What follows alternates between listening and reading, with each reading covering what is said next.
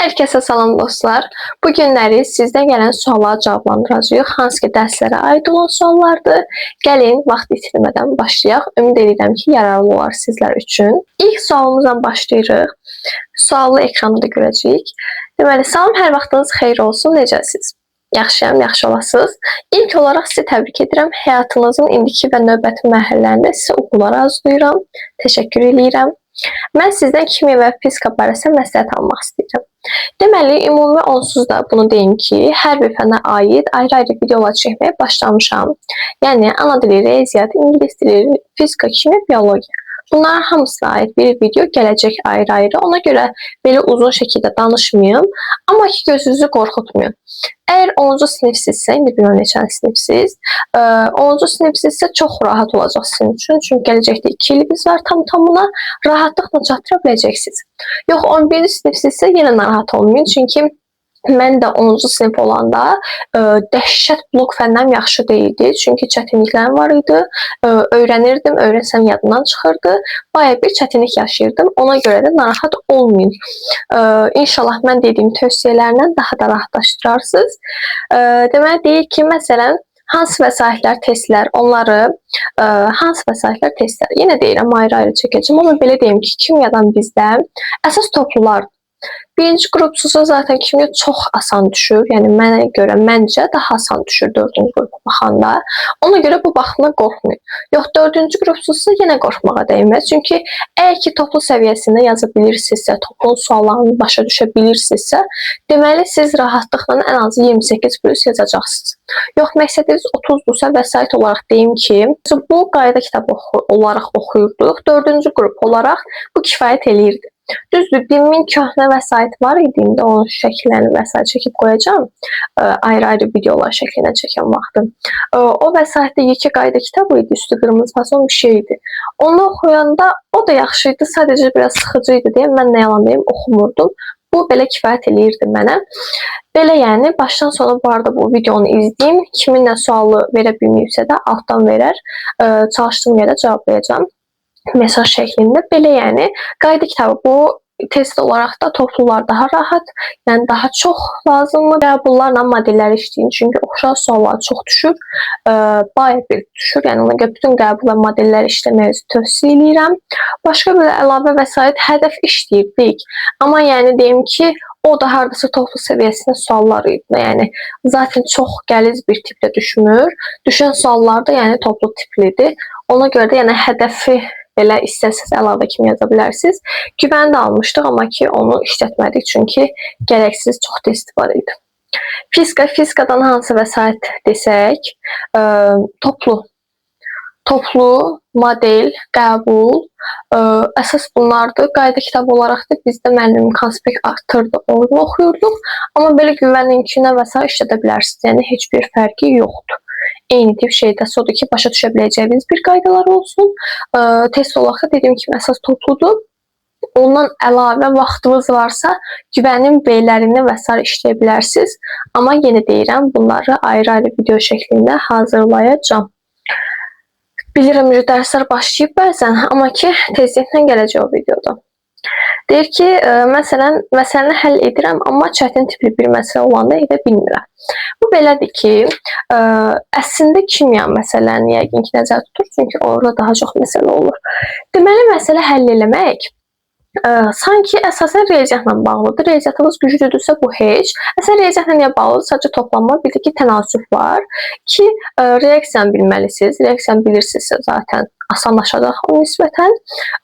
O reaksiyanı biləndə əmsallaşdırandan sonra da bunun buna, onun da ona yəni. Biraz şey kimi çıxdı, bunun buna.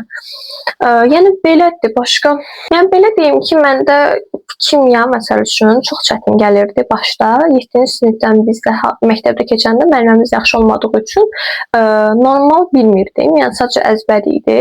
Amma hazırda gedəndən sonra sağ olsun müəlliməm bayağı bir öyrətdi də, yəni. Buralarda qalanlar üçün Axşar və s. tərəf Xətayda. Orada yəni çox gözəl müəllimə idi. indi adını deyim mi demeyim, hər nəysə. Yəni onun üçün bir problem yaratmırdı bizə məsələlər. Sadəcə yavaş-yavaş oxuyun. Gördünüz çətin gəlir, başa düşmürsünüzsə, məsələni yavaş-yavaş oxuyun. Nəyi nəyə verib, nəyi neçə qram veribdi və s. onları sırayla fikirləşin ki, bu qədər bunu verib, bu qədər bunu verib. Çətin məsələ demək nə ola bilər ki, 2 aşamalı olsun. Yəni həm bu reaksiya önəmli olsun, həm başqa bir reaksiya da çıxsın. Ona görə də məsələn deyək ki, burada 1x var, 2 dənə reaksiya düşünək. Burada 1x var, buraları bilirik. Bu x tapmaq üçün gələk aşağıdakı tənliyi həll eləyək, aşağıdakı reaksiya ilə olan tənliyi həll eləyək ki, onun üstə gələn yuxarıdakı x-i tapa bilək. Yəni qısacası yavaş-yavaş oxuyub nə olduğunu, bu məsələdə mən nə istədiyimi, nə x-dir, nələr verilibdir, nələri yaza bilərəm ki, bunlar var, bunlar var, belə yəni. Başqa kimyada çətin məsələ yoxdur və imtahana da ölüm dərəcəsində sual düşmür. Çünki biz arada işləyirdik, bayağı bir çətin məsələ olurdu da, yəni ki, bu nədir, yəni Allah bilir. Amma ki, həqiqətən elə bir şey düşmür. Düşə də bilər maksimum bir dənə, yəni 28-29 yazmağınız belə kifayət edir. Keçək o bir suala. Mən birinci qrupam 350 yığmalıyam, amma zar-zor yığıram, nə etməliyəm ki, balım yüksəlsin. Birinci qrup olaraq, indi deyilməyib burada kimya yoxsa informatika üzrə getdiyini, informatikadan bir məlumat yalan deyərəm. Amma ki, kimya üzrə gedirsinizsə, əsasən kimya fokuslanın. Niyə? Kimya 100 bal verir nağdı və kimya çox asan səviyyədə düşür də, yəni birinci qruplara, bizim qrupda əsasən 4 idi, sadəcə 2 ya da 3 dənə uşaq var idi ki, birinci qrupu idi və bizlərlə hazırlaşırdı deyə, onlar üçün daha rahat gəlmişdi. Düşünün ki, az oxuyan biri belə 22-23, hətta 25-26 yazdan da oldu. Amma birazcıq daha güclü oxuyanlarsa rahat 30 yazdılar. Ona görə də belə deyim ki, ana dili riyaziyyat ingilis dili. Və düşünsək ki, siz biraz zəif tipli uşaqsınız, deyək ki, yəni daha çox çətinlik çəkirsə dərslər baxımından ana dilindən. Qrammatikanı eləyə bilmirsə mətnə fokuslanın, mətni eləyə bilmirsə qrammatikaya fokuslanın. Sadəcə qrammatikaya çox vaxt ayırmaqdansa, çünki nə də olsa 25 bal verir, daha çox mətnə fokuslansaq daha yaxşı olar ki, nə də olsa mətnlər 75 bal verir, ən azından onun yarısını belə yazsınız, 50 balınız hazırdır. Mətnlər də işləmək üçün müəllimimizdən kömək istəyə bilərsiniz, fərdi və yaxud da ki, ümumi qrup şəklində sizə kömək eləsin və yaxud da ki, belə yəni. Əsas deyim ki, mətnlərə fokuslanın. Deyək ki, ana dilimizi biraz 50 bal, 40 bal deyək ki, yığa bildiniz. Gəldik riyaziyyata. Əsasən riyaziyyatdan çətinlik çəkirlər. Amma birinci qrupsuzsa, yəqin ki, o riyaziyyatı gözə alıbsınız. Buraxılışdan nağdı, orta səviyyədə, biraz aşağı səviyyədə də belə olsa çalışsaz, nağdı rahatlıqla neçə bal yazarsınız. Haradasa ondan da 40-50 bal rahat yazarsınız. Niyə? Çünki riyaziyyat həqiqətən də buraxılışa dəhşətli dərəcədə çətin düşmür. Ən azından orada 25 sualın 10-11-ini rahat yaza bilərsiniz. Həqiqətən də elə tip suallar düşür. Baxa bilərsiniz yəni. O baxımdan da oradan da yazsaz, blokdan da ən azı biraz bildiklər bizdən. Ən azı, belə deyim də, heç nədənsə gördünüz ki, hə, az oxuyuram, çatdıra bilmirəm, o balı yığa bilmirəmsə, düşünməyin ki, mən onu eləyə bilmirəmsə, heç eləməyim, elə oturum, nə olar, olar. Yox, ən azından hər hansı bir fəndə fokuslanın. Məsələn, ingiliscə çox çətin düşmür.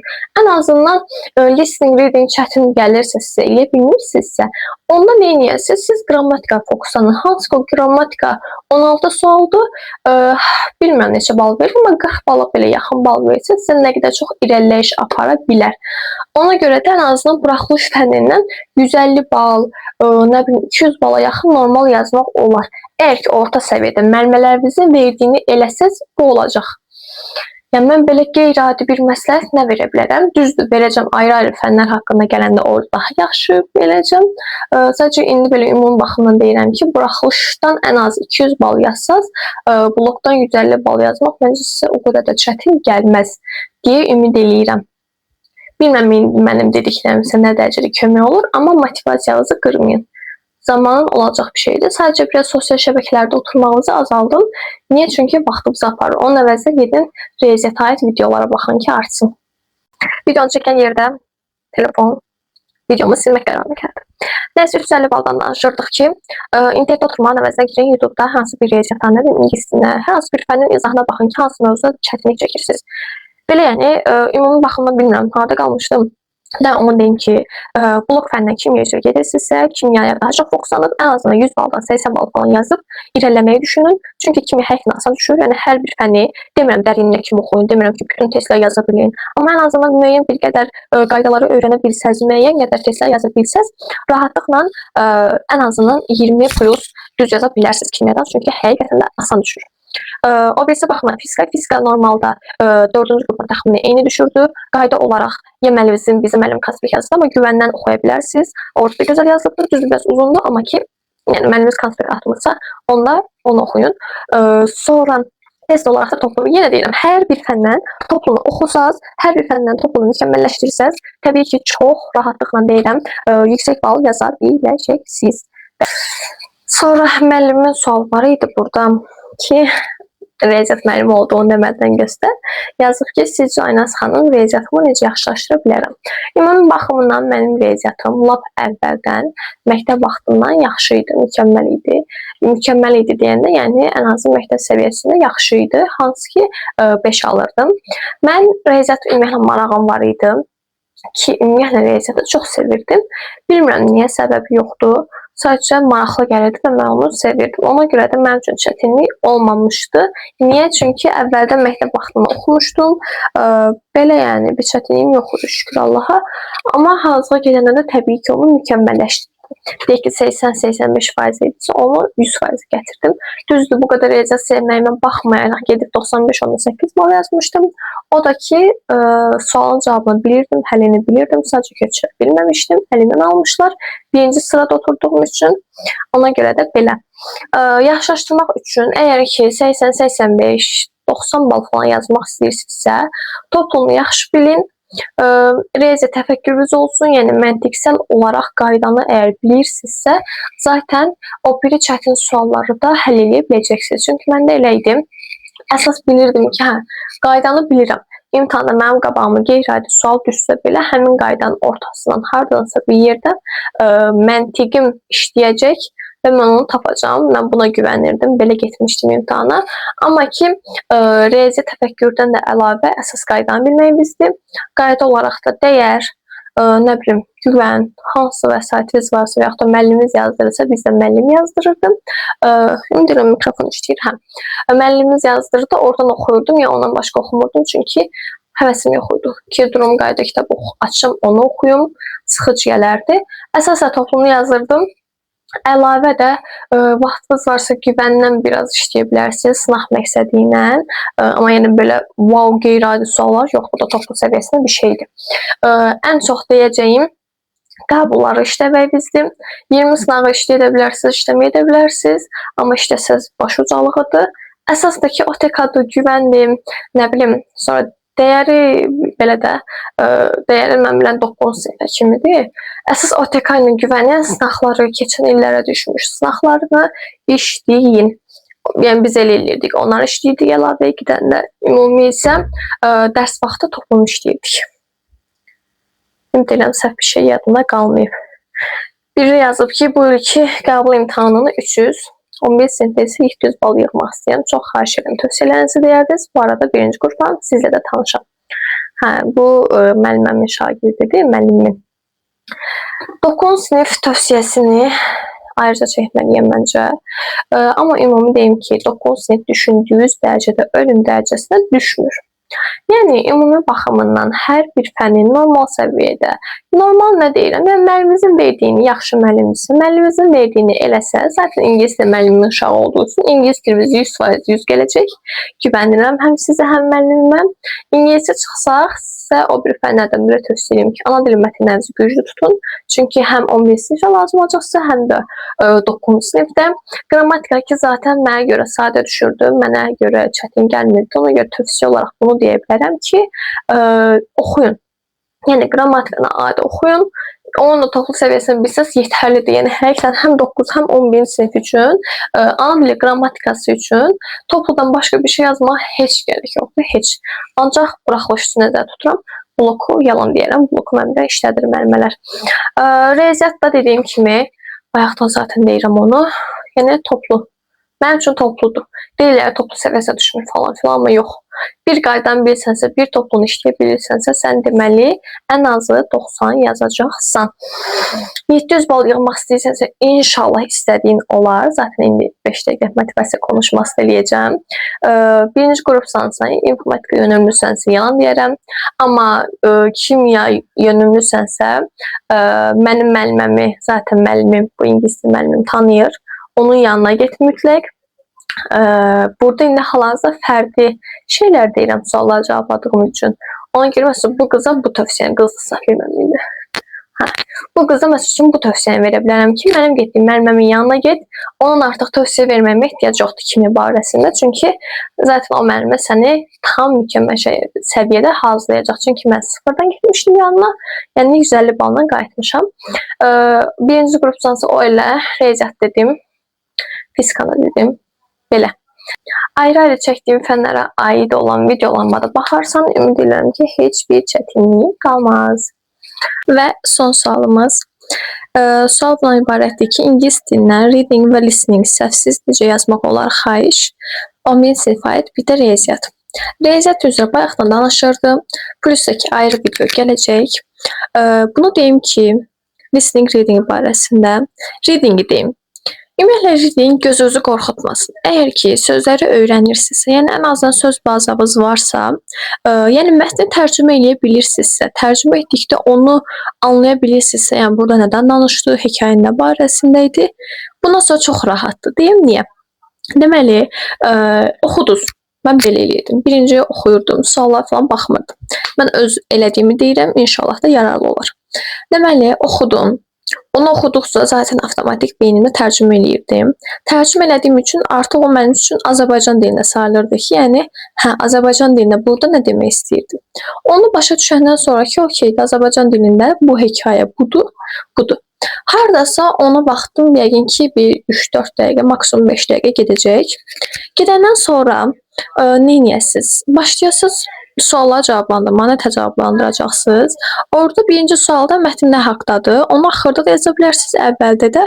Mən əvvəldə yazırdım, çünki çox da çətinlik yaradacaq bir sual deyil. Ümumi o mətnin 5 dənə cavab yoxdur. Hamısını bir qoy. Elə cavablar var ki, onlardan 4-ü hər hansı bir abzasa aid olacaq. Yaxud da 2 abzasa aid olacaq. Amma biri isə hər birinə aid olacaq. Məsəl üçün, hər hansı bir xalqdan danışır. Xalqın mədəniyyətindən danışır, insanlarla danışır, nə bileyim, bayrağından və s. Bir cavabda deyil, hə, bayrağı, mədəniyyəti, insanların davranışları və s. Bir cavabda deyil ki, bu xalq. Yəni, bu xalq artıq hər yerdə bu xalqın özündən danışırdı da, yəni başa düşdünüz. Ona görə o çox qeyri-adi bir sual deyil. Sonra adi suallar düşür ki, məsəl üçün, bu sual verir, onun cavabından 5 variant verir. Bu da yəni adi mətndə, yəni mətndən algıladığınız qədəri ilə o sualda tərcümə edirsiniz. Yəni, burada əsas tərcümə qabiliyyətidir ki, ingilis dilinizi biləsiniz, ingilis dilini tərcümə edə biləsiniz. Çətinlik çəkənlər, yəni orta şagird və güclü şagirddən yox, zəif şagirddən söhbət gedirsə, ən azından o sualın içində gördüyü sözlərdən mətndə də axtarın ki, buna oxşar nə sözlər var ki, hə, bu sualın cavabı olsun. Məsələn, why ilə başlayır, niyəsini deyir, səbəbini axtarırıqsa, o da because-dur, as-dir, buna ayrı bir cümlə olmalıdır mütləq. Amma yox, orta və güclü şagirdsizsə, zaten tərcümə edə bilirsiniz. Ən az 50-50-yə belə tərcümə eləsəz, rahat cavab tapa bilərsiniz. Sadəcə düşünməyin ki, hə, mən bu sualı görəmsə, onun cavabı düppədüz mətndəki kimi olmalıdır. Mətndəki kimi eyni məzmunu daşımalıdır. Amma sözlər dəyişmiş ola bilərlər ki, siz istərsəniz artıq 11 sinif beyninə sahib birisiniz. Ona görə də söz bazanızı yoxlamaq məqsədi ilə oradan bəzi sözlər dəyişirlər ki, hə, baxın bu uşaq o sözlərin sinonimini bilir, yoxsa bilmir. Bu belə. Sonra axırda normalda mən bu məsləhəti verəndə artıq bizdə deməli 9-cu sinif olanda şey öyrəşmişdik. Yəni iki söz dəyişəcəyik. Bir bir söz dəyişmək, bir dənə də struktur dəyişmək var idi bizdə. Sırf 9-cu sinifin 40 gün, imtahana 40 gün qalmışa kimi biz belə hazırlaşmışdıq. Son 40 gündə abituriyent jurnal çıxdı ki, yox, artıq şey dəyişilibdi. Biz sadəcə 2 dənə sual, 2 sualın ikisində də 2 söz, minimum 2 söz dəyişməli idik. Düşünün biz 40 gündə onu öyrənmişdik. Yəni bir sualda 2 söz dəyişmək, bir sualda isə 3 cümləlik esse yazmaq. Biz bunu öyrənmişdik 10-cu və 11-ci sinifdə, 9 və 11-ci sinifdə də belə imtahan vermişdik. Amma artıq dəyişildiyi üçün, yəni 100 sözdən ibarət bir cümlə yazmalı olduğumuz üçün bu barədə çox məsləhət verə bilməyəcəm. Sadəcə onu deyim ki, qorxmayın. Düzdür, struktur dəyişilib 26 sualdır deyəsən, mənim vaxtımda 30 idi. Amma ki, yəni qorxmayın həqiqətən də. Düşünmürəm ki, ölüm dərəcəsi nə olsun. Prosta meyarları bilmirəm. Neçə söz yazsaz necə olacaq. Sadəcə onu deyə bilərəm ki, əsas söz öyrənməyə fokuslanın ki, söz öyrənərək cümlə qurmağı bacarın. Bacara bildiyiniz sürədə ən azından özünüzdən cümlələr qura bilərsiniz. Bu baxımdan bu qədər məsləhət verə bilərəm. Yəni, maalesef bizdə də buydu. Belə yəni. Sonra listening. Listening bizdə yenə 6 sualdan ibarət idi. 3'ü qapalı, 3 açıq. 3 qapalıdan birində şey istəyirdi. Mətn nə haqqdadır? Yenə deyirəm, bunu axırda da cavablaya bilərsiniz. Mən hətta listeningi dinləməmişdən əvvəl bunu cavablayırdım. İmtahanda yox, imtahanda axırda cavabladım. Amma normal vaxtlarda oxuyanda axırda yox, əvvəldə cavablayırdım. Heç listening qulaq asmamış. Çünki əsasən sualları oxuyanda zaten bəlli idi ki, nədir də, yəni əsas mövzu. O baxımdan cavablayırdım. Amma belə listening eləyib bitirəndən sonra sualları yazdınız, qutardınız, bir dənə o qalsın. Baxın ki, hə, ümumi hamısını əhatə eləyəcək bir cümlə budur ki, bu haqdadır mətn. Amma belə deyəsən yenə dəyişilibdi. İndi bilməm 11 sinifə aid yoxsa yox. 4 dənə sualdır. 3'ü belə, bir dənəsi də true false-dur. Onu da əgər elədirsə, indi yalan deyərəm, əgər elədirsə struktur, yenə qorxulası deyil. Niyə? Çünki siz heç nədən qorxmamalısınız. Çünki heç bir açıq sual yoxdur ingilis dilindən. Yəni, ya true yazasan, ya false yazasan, ya nə bilim, düzdür, bir dənə o 100 suallıq var, ona yalan deyərəm, 100 sözlük. Amma ki, ondan başqa sizin itirəcəyiniz heç nə yoxdur. Yəni, ən azından bir variant yazacaqsınız. Belə yəni, listening eləmək üçün də, daha çox gücləndirmək üçün də deyəcəm indi, hə, girin internetdən listening qulaq asın, hamının dediyi bir şey olacaq. Qeyri-adi nə deyə bilərəm ki, çox işləyin. Yəni, qulaq asmaq deyə o heç. Sadəcə daha çox işləyin. Bir var test olaraq üstündə işləyəsiniz, bir də var ki, ancaq qulaq asasınız. Ancaq qulaq asmaq da fayda gətirə bilər, amma ki, testi işləmək, deməli, hansı vəsaitlərdən işləsəniz toplanın, öz testini mütləq qutarın. True false-dursa ona aid olan testlərini qutarın. Onu qutarın, ondan sonra müəlliminiz bir vəsait işlədirsə onu işləyin. Amma ki, işlətmirsə də Rafiq Məmmədov idi, səhv yadımda qalmayıbsa, onun da kitabları vardı 9-10-11. 9-11 idi, biri deyəsən, bir də biləm yaşıl ya da göy rəngdə idi. Onun da kitablarına işləyə bilərsiniz. Həqiqətən də asan səviyyədən yüksək, yəni daha ağır səviyyəyə qədər gedirdi. Yəni belə. Mən əvvəl özümdə video baxırdım ki, yəni tövsiyə videolarına baxım, bəlkə mənə fayda gətirər və s. Gətirənlər olurdu, söz yox. Sadəcə adam belə özü məsləhət verəndə biraz qəribə çıxır ki, görən mən bütün fikirlərimi sizə ötürə bildimmi? Bilməm, ümid edirəm ötürə bilmişəm. Amma ki, yenə də narahat olmayın. Bu videodan sonra 11-ci sinif olsaydı, hansı səhvləri eləməzdim? Ümumi tövsiyə videosu gələcək. İnşallah bunu videonu paylaşıram. Sabahsı yox, o bir sabahsı. İnşallah o videonu paylaşacağım. 11 sinif olaraq hansı səhvləri eləmək lazım deyil. Hansı eləsəz daha dərs oxumağımıza vaxtımız artıq qalar və s. bu barədə danışacağım. 10-11 9-10'lar da qorxmasın, çünki onlar haqqında da video gələcək. 695-8 bal yazan bir qızdan da bu qədər də tövsiyələr. Heç nədən qorxmayın, çəkinməyin. Yəni, Allahımız əgər ki, sizin əziyyətinizi görürsə, zaten görür.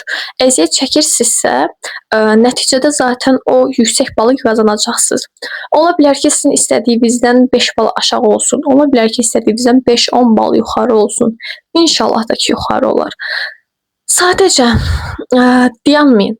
Yəni düzdür, elə günlər ola bilər ki, həqiqətən də yorulasınız ki, hə, mən oxumaq istəmirəm, yoruldum, neyniyim axı, getmir, bu mövzunu alındıra bilmirəm. O qədər yaşamışam ki, o qədər ağlamışam ki, o qədər çətin anlarım olub ki, ya dərs çatdıra bilməmişəm, ya çatdırsam belə o mövzunu qavraya bilməmişəm və çox pis olmuşam ki, mən neyniyəcəm də. Yəni indi belə deyəndə duyğulandım. Çünki adam geriyə baxanda görür ki, bu qədər əziyyətin arxasında axırda istədiyin nəticəni yazmaq varmış. Ümid edirəm hər biriniz istədiyiniz nəticəni yazarsınız. İstədiyiniz uğurunuzu qazanarsınız. Mən məsəl üçün 300-də 300 maksimal nəticə 9-da da 11-də də yazmaq istəmişdim.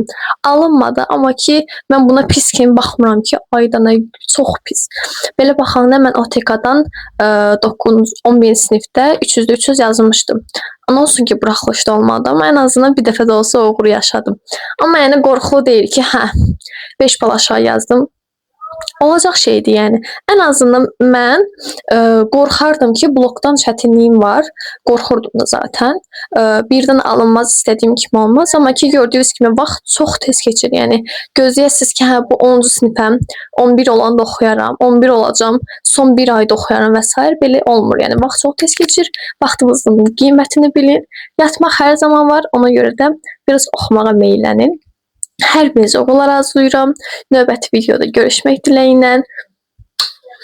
Uğurlar.